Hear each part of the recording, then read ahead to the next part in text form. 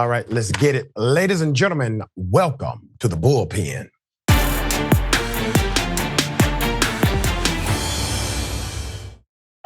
But last night, a far less friendly reception than Trump typically sees at his own rallies. The crowd at the Libertarian National Convention booing the former president. Combine with us. You have to combine with us. We cannot give crooked Joe Biden 4 more years. In 2016, Trump was able to reach voters outside traditional party lines. But this year, the Libertarian Party should nominate Trump for president of the United States. Whoa. And maybe you don't want to win. Maybe you don't want to win. Libertarian voters seemed hesitant to support the former president. I would rather eat my own foot out of a bear trap. I love that statement. All right, so the guy that actually did win the nomination for the Libertarian Party for president, Chase Oliver. Chase, welcome to the Bullpen, welcome to Indisputable. You are the only person that defeated Trump in an election, and Trump did not claim the election was stolen or rigged. How do you feel, sir? Well, it feels great. Not only did I beat Trump, I also beat RFK, who was put into nomination. That's right. He was officially put into the and nomination. I beat them both, so I feel great. I just got Joe Biden left. There you go. Let me just kind of go down the libertarian protocol here, okay? So there's the conference, you got a convention.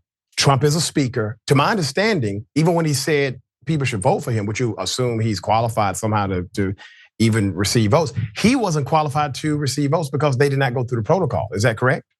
Yeah, he didn't file nominating paperwork. You have to get signatures from delegates on the floor, and whoever decided to try to nominate him didn't even go through those steps, and so he wasn't even eligible to be nominated at our convention. Was he there to troll you all, or was this a real thing? Did he really believe that he was going to win over the Libertarian convention? Well, I think he thought he was going to be able to bring some points that would attract Libertarian voters. And ultimately, when you compare it against his actual record of blowing up the debts and deficits, continuing the warfare state around the world, and being basically an authoritarian autocrat, it's not really jiving with the Libertarian philosophy. It's not really in line with our principles. And ultimately, anything he said could be taken about as far as you can throw him, which isn't very far.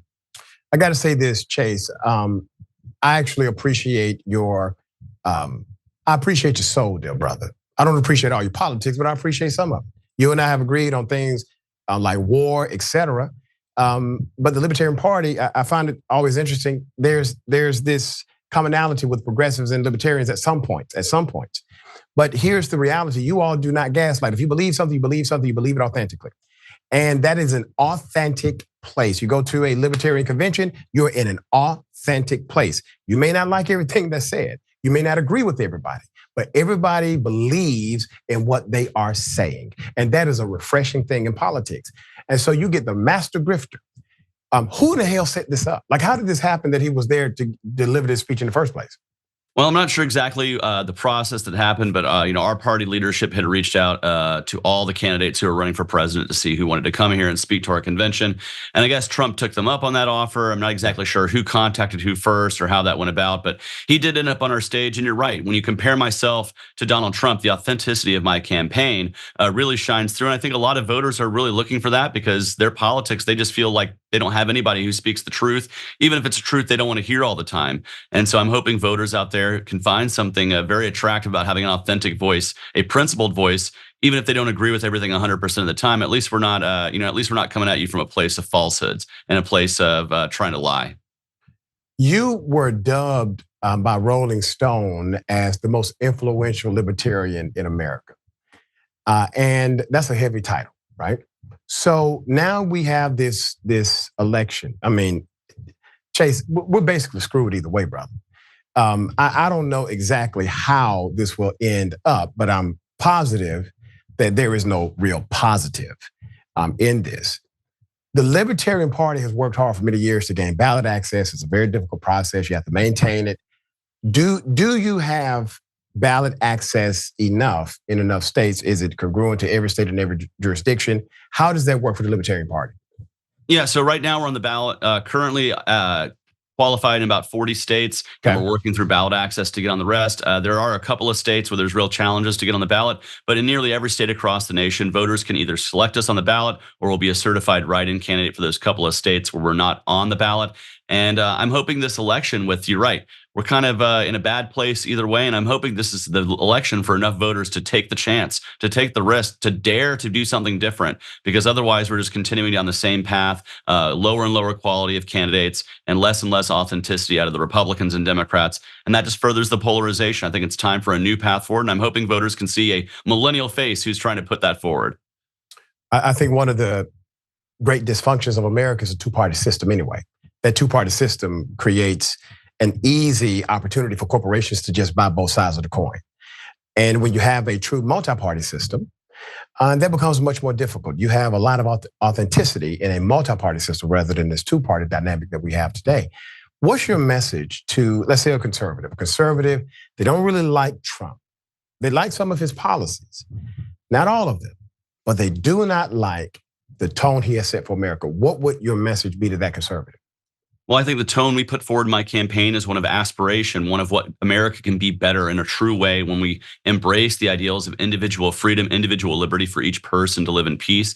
And that includes what we do with our business and our property. You know, I believe in actually lowering the cost of doing business, but you don't just do that by continuing to give giveaways to corporations, as you just mentioned. I want to remove all corporate subsidies, all giveaways, all carve-outs, and just lower the overall tax code so that way we can ignite a new generation of small business owners and entrepreneurs in this country to really bring about the wealth creation we need, the job creation we need, because government doesn't create jobs. Individuals do, entrepreneurs do, and those who want to embrace that. But we have to make it easier for those entry-level entrepreneurs to start the new businesses that grow and compete and create jobs in this country.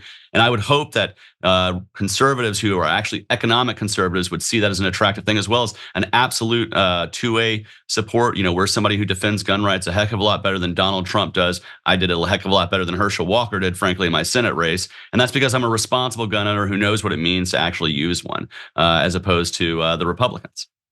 So Chase, let's go back to that Senate race in Georgia. I don't know if you will accept this or not, but I firmly believe, and I said this on CBS News Atlanta that night, I firmly believe that if it had not been for you in the race, Walker was going to end up winning. And the power of the Libertarian Party, and naturally you all are third party in the traditional interpretation, you are typically taking votes from a more traditional party corporate dynamic structure. And then you also can excite individuals that do not fit into any of those modes. So you have this flexibility, right? What is your thought or thoughts about some of the gaslighting you've seen with the Herschel Walker campaign for Senate? Because that whole thing was just, I mean, damn, at least Warnock's a real person. The extreme that they're willing to go to in order to manipulate the outcome of an election by picking someone who really didn't want to be there.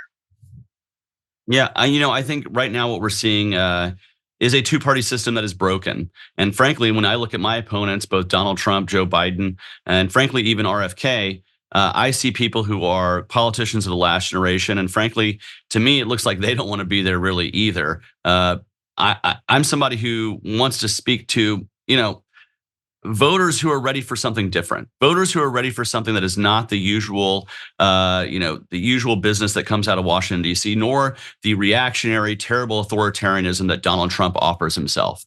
And so I think if we want to have a path that's constitutional, a path that respects each and every individual's right to live their life in peace, respect their bodily autonomy, respect their individual liberty, I'm the path to go down. And I would urge voters to really kick the tires. Look at all of us. Look at all of our campaigns and see which one's the one that is best worth investing in. And I hope many people pick the Libertarian candidate. That's right. I'm calling on every damn conservative to vote for Chase Oliver for president. All right. So I'm making that proclamation right now. I'm endorsing you, Chase, for Republicans to vote for you for president. Now, when you have ballot access in all 50 states, things can also change. But let's talk about the money. Messaging is free. Distribution of the message costs money. So how do you overcome the great money battle? Because corporate influence is extreme. Libertarians, once again, like progressives, we don't really get down with the corporate influence like that. Yeah, well, libertarians, we're scrappy. We're folks that know how to do the best that we can with the dollars that we get. I say we punch above our weight. And if you just look at my Senate race as an example, my opponents spent about $20 to $25 per vote that they earned. I spent like less than 25 cents per vote that I earned because I actually went out, put my feet underneath me, knocked on the doors, reached out to people individually using retail politics as much as possible. And we have volunteers all over the country that are doing that every single day. I get to see all these great images of folks coming in who are going out and supporting the campaign. And that's the way we're going to beat down this money disparity, is by punching above our weight. And of course, bringing out the voters we need to bring out using 21st century technology to be able to target voters digitally and bring them out, because we're not going to blanket the airwaves like the Donald Trumps and Joe Bidens of the world, who are going to be basically making sure every commercial break you ever have is going to be one that you don't want to be watching. Right. But instead, we're going to be targeting our likely voters and bringing them out through kind of OTT advertising. For those who may not know a lot about the platform of the Libertarian Party, and there may be misnomers that are pretty common or normative, what would you like to clear up? Well, I think the biggest misnomer is that maybe some progressives and others think that we don't care about other people, that we're selfish, that because we care about individual liberty, somehow we don't care about our communities or our neighborhoods. We do. We just think that government is like the worst vehicle to actually help those in need and help organize our communities and our neighborhoods together. We see that as a failure, because when the government taxes you $1 and they give you a dime, there's somebody getting rich somewhere, and it's not the average person. And so what we think is the best way to directly help our communities is through mutual and direct aid, and seeing the problems as they exist in our community and getting up there and fixing them ourselves, and not insisting that some bureaucracy in a far off place, either in Washington, D.C. or a state house, fixes that. We're going to fix that. And we have to put that forward, is that we're not lacking empathy. In fact, the message of liberty, the message of libertarianism is one of great empathy, that you can do what you want. You're living your life in peace. Your life's your life. Your body's your body. Your business is your business. It's not mine, and it's not the government's. What was your road, your pathway to becoming a libertarian? Well, I was an anti-war activist during the Bush years, and I kind of fell into the Democrats because of that. And we elected a guy named Barack Obama in 2008, and he walked back every anti-war promise he made. He got the Nobel Peace Prize for that somehow, and that pushed me out and made me an independent. And I discovered the Libertarian Party because they were the only political party that was daring to be campaigning their candidate for governor at the Atlanta Pride Festival in 2010. Because back then, they were the only candidates who were truly fighting for gay marriage, gay adoption rights, ending Don't Ask, Don't Tell, and so many other issues where they led the way. And finally, the Democratic Party and now some Republicans are even starting to catch up.